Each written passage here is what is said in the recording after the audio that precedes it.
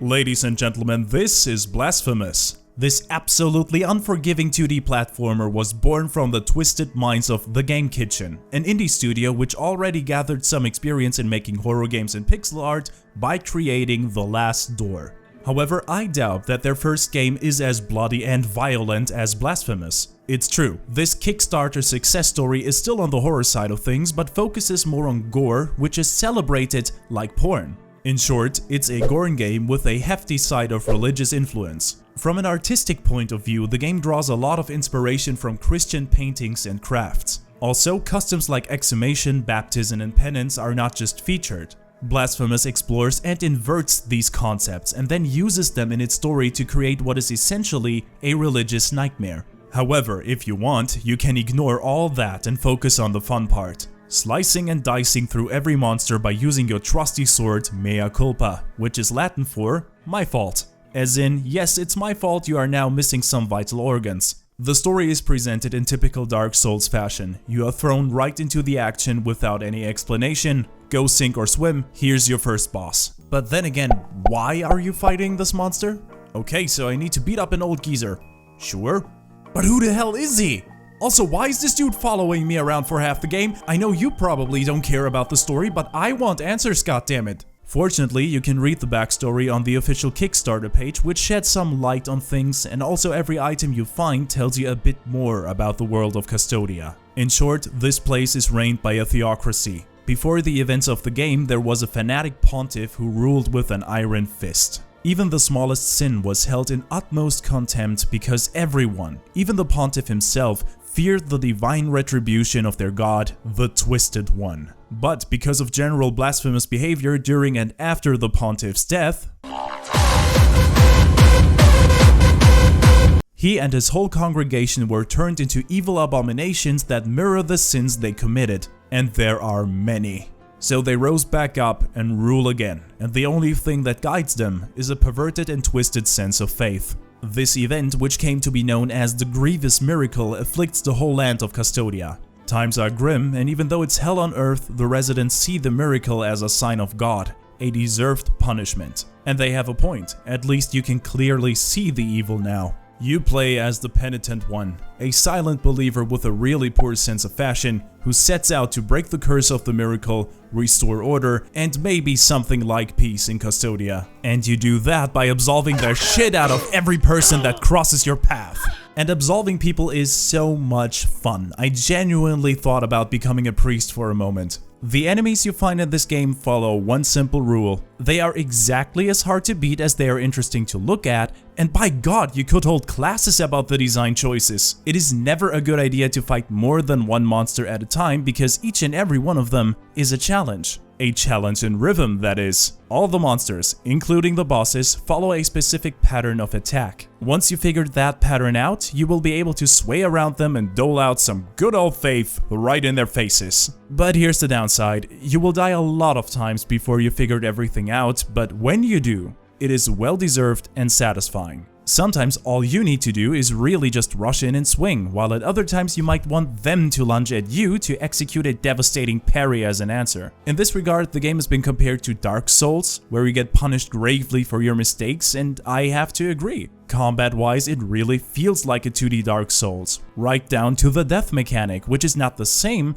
but works in similar ways. Whenever you die, you leave a guilt fragment in the world. As long as that piece of inner turmoil remains in the world, the XP you get from slaying monsters is reduced, and your fervor pool, which is this game's version of mana, is circumcised as well. But I wouldn't go so far as to compare Blasphemous solely to Dark Souls, because the level design is unmistakably in the style of Metroidvania. You start out with almost nothing, explore a bit, exonerate some poor schmucks, find an item that enables you to traverse previously inaccessible parts of the map, you pardon some more sinners, rinse, repeat. While some of these items are crucial, others are not, but it's a lot of fun to go out of your way to find them. The Penitent One carries a rosary with him, which can be equipped with different beads you can find in the world. Each beat provides a different buff, so feel free to experiment around. Then there's the sword hearts, which amplify certain aspects of your playstyle but weaken another. For example, for every enemy you slay, you can get some health back, but your healing items will lose some of their potential. Also, you can learn prayers, and unlike the real counterpart, these actually help.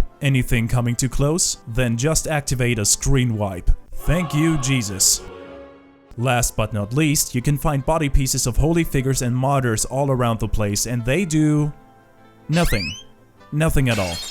But these items have their own lore attached to them, which give you some insight into the world of Blasphemous and flesh out the world through indirect storytelling. Also, to be completely honest, sometimes they give certain hints on how to beat optional puzzles, and figuring that shit out is just a delight, and it makes you feel smart. Unfortunately, you just have one instrument of punishment at your disposal, which is the mea culpa. But luckily, it can be upgraded with new and much needed techniques. My personal favorite is the ranged attack, which shoots a ring made of your own blood at enemies. On the highest level, this attack gets blessed by the Saint of Explosions himself, which turns your blood into one of the best weapons in the game.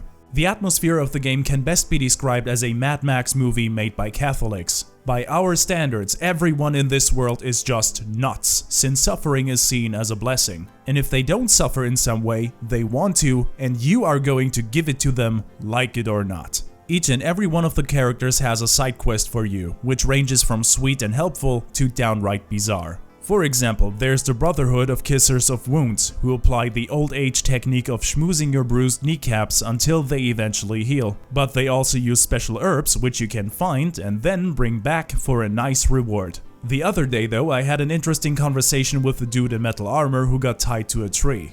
The cold made his whole body numb, he was about to kick the bucket, and his only wish was to feel pain one last time. And unable to deny this lunatic, I gave him some acidic oil to drink, so he could perish in peace. And even though the characters are all exaggerated versions of religious concepts, they still seamlessly fit into the mad world of Blasphemous. And maybe that is because the creators leaned heavily on Baroque-style architecture that makes you feel awe-inspired and awe-full at the same time. Lots of the levels you see took deliberate inspiration from historical places, churches and landscapes in and around Andalusia, where the madmen of Game Kitchen live. All this is complemented by hand-drawn and excruciatingly detailed pixel art. Now, I don't want to know how long they needed to hand-draw all that stuff. All I know is this effort and attention deserves an award. Speaking of awards, there is so much stuff to find in the game, but it never got tedious since I got, well, rewarded with a helpful item or a bit of lore that kept me going for just one more piece. And after 5 minutes, I looked at the clock and realized that I spent the whole night playing. Not progressing through the story, mind you, I was just basically achievement hunting because I got lost in this Catholic fever dream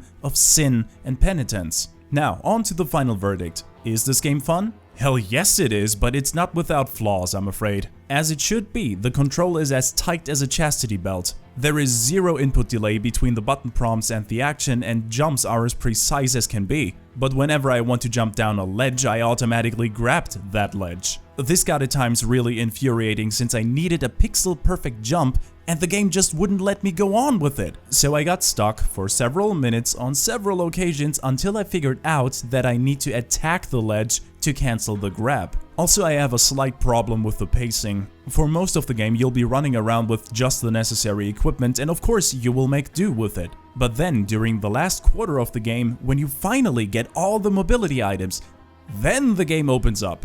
You will find so many prayers that facilitate your work, you will find all the beads and martyr bones to complete your collection. It's just a shame that you can't use that stuff since pretty much everyone except for 2 or 3 final bosses will be beat at this point. You see, in order to get to a majority of the rewards, you need a combination of the right mobility relics, aka you need to find all of them until you can explore the majority of hidden places. And the relics are strewn through all over the game. So if you need a certain combination, like having a relic that lets you see bloody platforms that weren't there before and a relic that lets ladders appear at certain points, well then you need to wait until you can unlock it, which will be near the end of the game. So a very big part of the collectibles can only be found during the end game, and I don't think that's good. Super Metroid, one of the best games of all time, unlocked the collectibles gradually. You just needed one mobility enhancing item to unlock a bunch of new stuff, which is a way better strategy to pace the game along and to keep the player motivated. Forcing the player to find all the mobility stuff, some of which is completely optional by the way, cuts you from the content of the game, which comes a little bit too late. That shouldn't happen. But honestly, apart from these flaws, it's still super fun to play. Even though it is a gore fest, the game still manages to be visually appealing, the characters, even though completely out of their mind, are still alluring, and the game even rewards you for different tasks with different skins you can unlock, which is a welcome change from the so last century red and silver combo. You know what? I'm gonna play this game again, in a purple suit, and I'm trying to unlock a different ending.